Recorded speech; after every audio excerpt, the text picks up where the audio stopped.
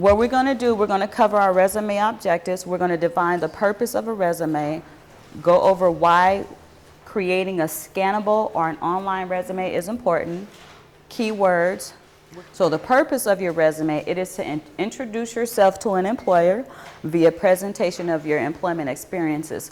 Also to open doors to jobs. So one thing you want to always be mindful is, even though you're going to create a scannable resume, the other option or addition to the scannable resume is to always have a one-page resume that you can present to an employer, because what we've been covering so far is being ready for an interview at any time. So to be ready for an interview, you don't actually wait till an announcement comes up on a computer, nor do you wait to check the internet to see if an employer has hired someone. You actually go do the footwork, have your one-page resume ready, and then you introduce yourself to the person who is responsible for doing the hiring. Always have your references, salary history, a cover letter, because you want to be able to introduce yourself to the person who is responsible for doing the hiring.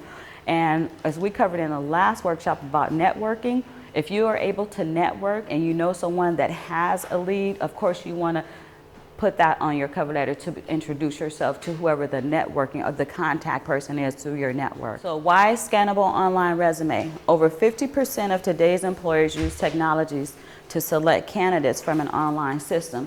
What they're doing is they're loading the information in from an employer using OCR, which is optical character recognition. So what they're doing is they're keying in specific keywords that the employer is looking for based upon the job announcement. So when the resume comes in, so imagine yourself, you're sitting at your desk or you're at the Worksource Center, you're typing in your resume, save it to your email, copy or paste it to the body, and then you're sending it over. Once the transmission is received and this person has updated what the employer is looking for, the scanner is actually picking up patterns. What they're looking for are word recognitions, and what the page reader does based upon the information that has been input by the data entry operator, it looks for all the pages that are coming through that employer's prospective database for the job. And if it doesn't find a match, it kicks them out. So you may not ever get your resume read. And a lot of clients don't know that when they are doing job search, it is very important that they use a specific type of resume, and that's called a scannable resume, because most companies are using technology and they don't want to really take a lot of calls because workload has been reduced and they're really trying to get more work out of the people that they have. And the same thing with human resources. A lot of companies are cutting back, and this is what everybody's going to. So it is so important that you put keywords on your resume. And so keywords, when you think about what you do, always get a visual of the actual job that you're doing. And from there, you're able to create, using nouns and verbs, you're able to create an idea that the employer is going to say matches to what their job announcement is. So keywords are words that describe functions such as sales, marketing, or business development, administrative assistant, any computer program that you know, of course, you want to list that, and then Bachelor of Arts degree. So at the bottom here, there's an actual page of what this person does. And so if you can get a general idea or a visual of the job that you do, take about 2 minutes, think about it, and then try to describe that and put it in words that are formulated in keywords. So keywords are not team player or good communication skills, track record of success, or introduce new products. Those aren't keywords. So when you're thinking about your resume, you want to always keep in mind, stay away from these words, because this is generally what people say and they kind of really don't have an idea what it means. And if you use this and you're not creating a scannable resume, you have to give an example. Introduce new products. It doesn't say the industry, nor does it tell what specific products or if it had any effect on the company that they're working for. Accomplishments are a great asset to a keyword resume. One example, possess strong communication skills, customer service and organizational skills, which increase customer satisfaction from 85% to 98%, and to realize 100% on-time delivery of assigned projects. Now that gives more of an example to an employer, especially in business industries and in the retail markets. Scannable resume versus a traditional resume. On a scannable resume, what is emphasized are keywords. It's a scannable resume where the computer is actually fishing out the resumes that aren't necessary for the position. So electronic resume, email resume, and web resume. The web resume, which is the one here at the bottom, is published into a website or a page using graphics and hypertext.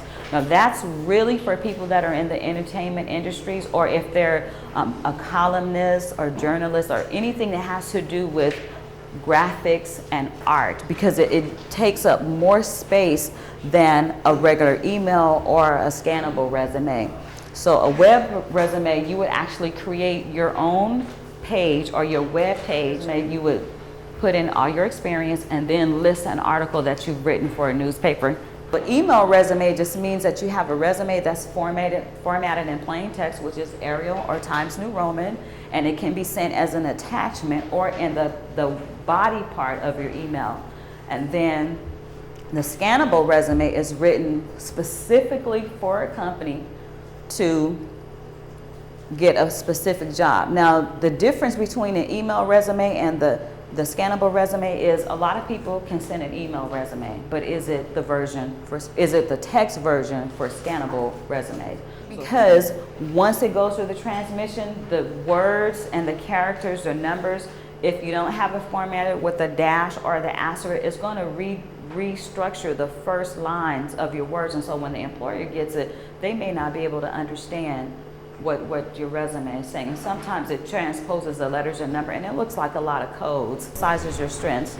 Keep your objective statement, keywords, summary or qualifications, skills, experience, education, and certificates. So everything that you put on your personal resume, of course you're going to keep it on your scannable resume. On the first page of your scannable resume, it is only about the job that you're applying for.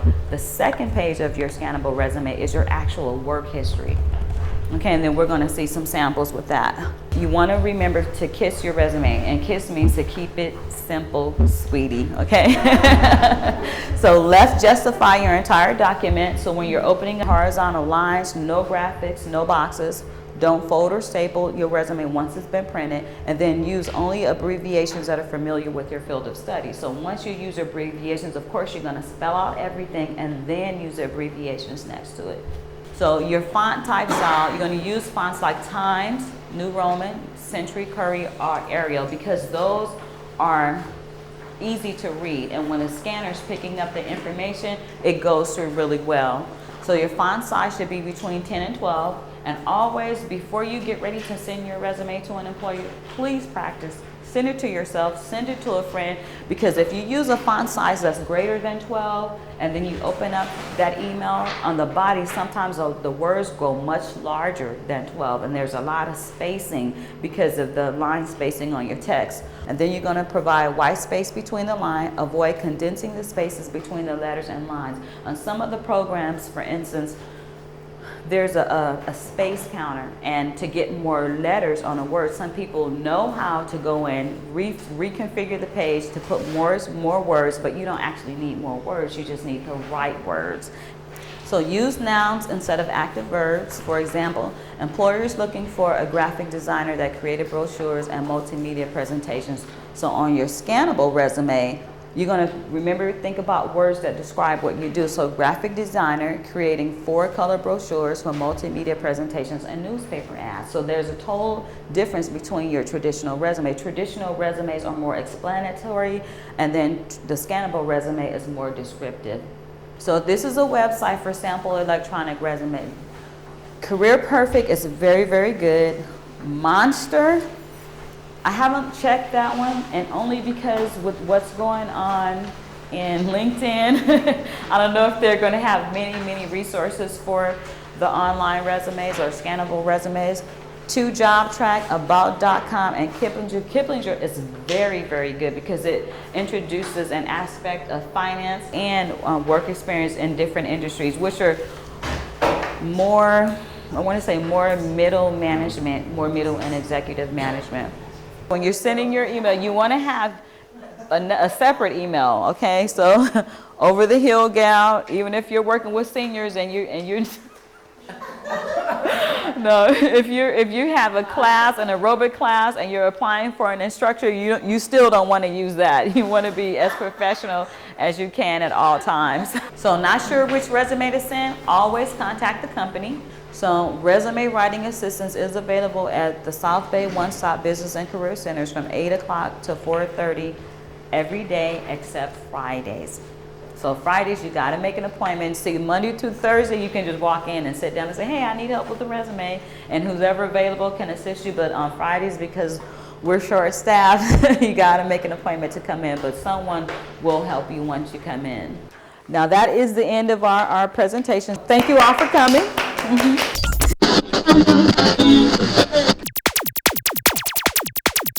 My role here tonight is to talk about LinkedIn. I'm going to take you through LinkedIn, how to set it up, and give you some tips on how I have used it. It seems like everyone is a member of LinkedIn these days. You've got an online profile that represents your professional experience, education, and recommendations, and you have connections to people that you know and trust. You get the emails, but now what?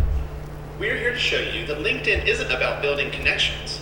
It's about helping you be more productive. Here's one way to think about it. To accomplish a goal, we need to see the path that will get us there. Often, our people networks can point us in the right direction, but it's too hard to see who knows whom. The networks are often hidden from view. It's like trying to drive to a destination without maps or signs. Intersections feel lonely and confusing. LinkedIn solves this problem by making professional connections visible.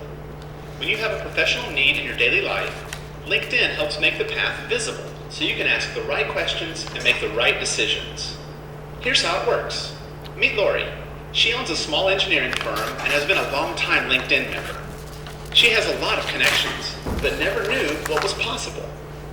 Recently, she closed a few big deals, her business changed, and her to-do list grew. She needed to find a new ad agency and raise some funding.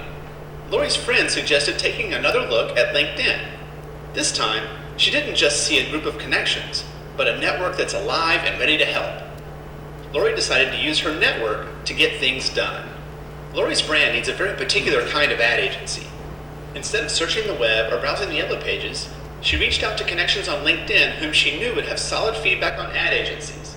Within days, her network had helped her find 3 contacts at trusted agencies. She was ready to move on.